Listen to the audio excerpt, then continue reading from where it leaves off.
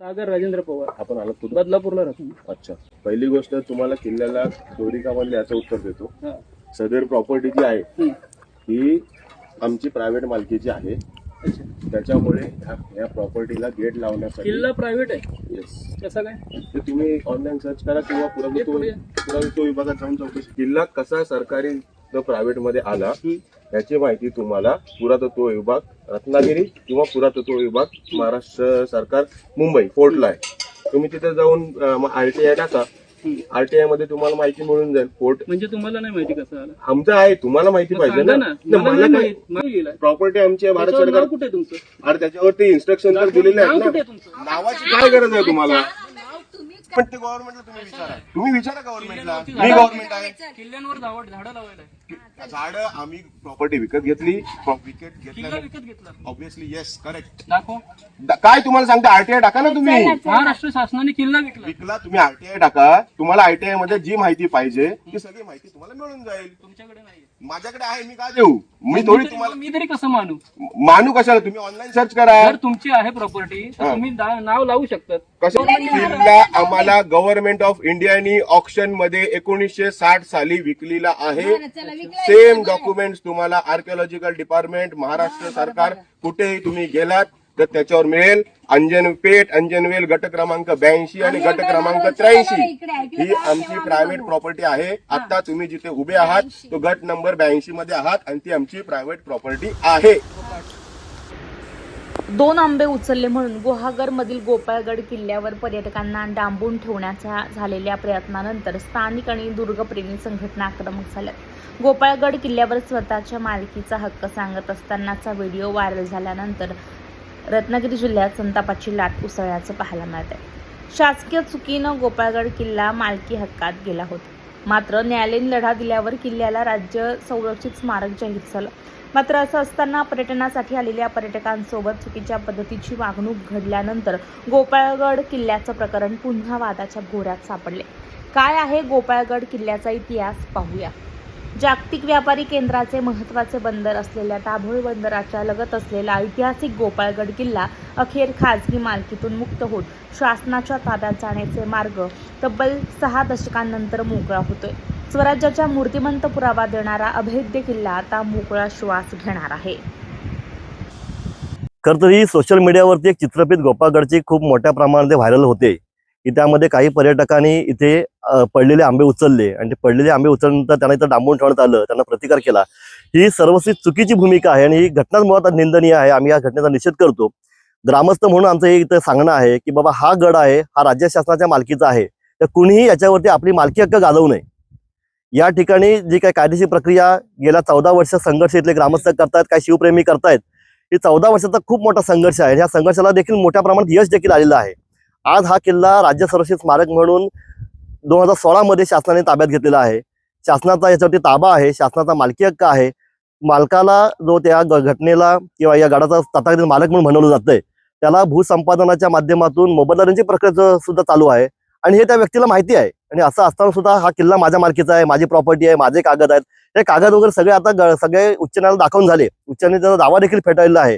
अशा परिस्थितीमध्ये गडावरती मालकी हक्क दाखवणे चुकीचं आहे. आमची सुद्धा त्यांना असं सांगणं आहे की तुम्ही गडावरती मालकी हक्क दाखवू नका. पर्यटकांना किंवा जनतेला कुठल्याही बाबतीमध्ये संभ्रमित करू नका. हा किल्ला आजही शासनाच्या मालकीचा आहे. इथं कोणीही येऊ जाऊ शकतं. फक्त आल्यानंतर पर्यटकांनी सुद्धा खूप काळजीपूर्वक इथं वावरलं पाहिजे. कारण आता आपण ह्या लढ्याच्या अंतिम टप्प्यामध्ये आहोत. पर्यटकांना कुठल्याही पद्धतीचा कुणी जर अटकाव केला तर त्यांनी ग्रामस्थांशी संपर्क साधावा, प्रशासनाशी संपर्क साधावा. भविष्यामध्ये अशा घटना पुनरावृत्ती होणार नाही याची ग्रामस्थ म्हणून आम्ही निश्चितपणे काळजी घेऊ. काही दिवस आपण गोपाळगडावरती येतोय आणि आपण तुम्हाला सांगितलं होतं की हा गोपाळगड किल्ला हा प्रशासनाच्या ताब्यात दिला असून त्याच्यावरती एक संरक्षित स्मारक म्हणून असं टॅग लागलेला आहे. म्हणजे हा किल्ला कोणाच्या खाजगी मालमत्तेचा नाही आहे. हे एकंदरीत जर बघायला गेलात तर अंजनवेल हा तसा छोटासा गाव आहे, परंतु एनरॉनमुळे त्याला जगप्रसिद्धी भेटलेली आहे. तसंच पवारसाखरी असो, वेलदूर असो, रानवे असो, हे अगदी खेड्यातले गावं होते आणि गुहागरच्या एका टोकाकडचे गाव होते.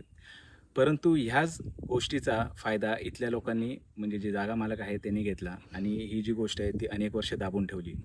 परंतु 2007 मध्ये जेव्हा तहसीलदार कार्यालयामध्ये लोकशाही दिनाचं आयोजन केलं जातं आणि त्यामध्ये तालुक्यातील अनेक लोक त्यांची समस्या घेऊन पोचतात किंवा त्यांचे जे काही म्हणणं असेल ते तिथं मांडायची आपल्याला संधी भेटत असते. त्यावेळी मंगेश पवारांनी 2007मध्ये हा विषय तिथे मांडला आणि त्यांच्यासोबत इतरही जे गुहागरचे ग्रामस्थ होते त्यांनीसुद्धा ह्याच्यामध्ये खूप चांगल्या प्रकारे सहभाग घेतला होता. आणि त्यानंतर जे काही स्थानिक पत्रकार होते यांनी याला खूप मोठा हातभार लावून ही गोष्ट अखंड महाराष्ट्रामध्ये पोहोचवण्याचा प्रयत्न केला. आणि ही गोष्ट जेव्हा पत्रकारांनी त्यांच्यापरीने वेगवेगळ्या न्यूजपेपरमध्ये, तेव्हा एवढं सोशल मीडियाचं वगैरे इम्पॅक्ट नव्हतं, त्यामुळे प्रामुख्याने न्यूजपेपरमध्ये ह्या गोष्टी खूप गतीने पसरल्या गेल्या. आणि असंच ह्या जे काही न्यूज कटिंग होती किंवा न्यूजपेपरमध्ये ह्या गोष्टी आल्या त्याच्यामध्ये गिरीमित्र म्हणून ही संस्था ह्या गुहागरमधल्या अंजनवेल गावामध्ये दाखल झाली आणि या सर्व गोष्टीचा त्यांनी आढावा घेतला. आणि त्यानंतर त्यांना जे दीपक वैद्य आहेत, जे ऑलरेडी इथं ऐतिहासिक गोष्टीचा अभ्यास करतात आणि ह्या गावाचे पुरोहितसुद्धा आहेत अंजनवेल गावाचे, त्यांची त्यांना खूप चांगली साथ भेटली. आणि त्यानंतर गिरीमित्र संस्थेतले मग मंगेश कोयंडे असतील, सतीश जंजाळ असतील आणि अजूनही त्यांचे काही सहकारी असतील, मग त्या सुहास जोशी म्हणून होते, आय थिंक तेव्हा ते लोकमतला होते. तर अशा सर्व गोष्टी एकत्र आल्या. असे जे काही स्वयंसेवी लोक होती ते एकत्र आली आणि ही गोष्ट अजून चांगल्या गतीने लोकांपर्यंत पोचली. आणि 2009ला ह्या सर्व गोष्टीला गती आल्यानंतर मी सुद्धा ह्या गोष्टीमध्ये जॉईन झालो.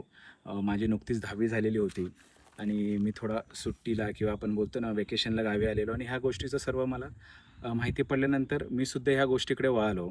आणि सर्वात प्रथम आपण जर कोणाला गाठलं तर ते महसूल विभागाला विचारलं की हा किल्ला असून त्या सातबाऱ्यावर किल्ल्याची नोंद का नाही, कारण की इथे असं काही नोंद नव्हती, फक्त जागा मालकांचं नाव होतं आणि गोपालगड हा किल्ला म्हणून असं सातबाऱ्यावर कुठं नोंद नव्हती. मग आपण ती आधी नोंद करून घेतली की गोपालगड किल्ला म्हणून.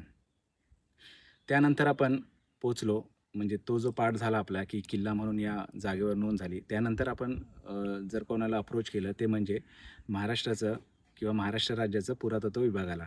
महाराष्ट्र शासनाचं पुरातत्व विभागाने खूप चांगल्या प्रकारे त्यावेळी प्रतिसाद दिला आपल्याला. आणि 4 नोव्हेंबर 2009ला इथे पहिल्यांदा प्रायमरी नोटिफिकेशन निघाली किंवा पहिली नोटीस निघाली.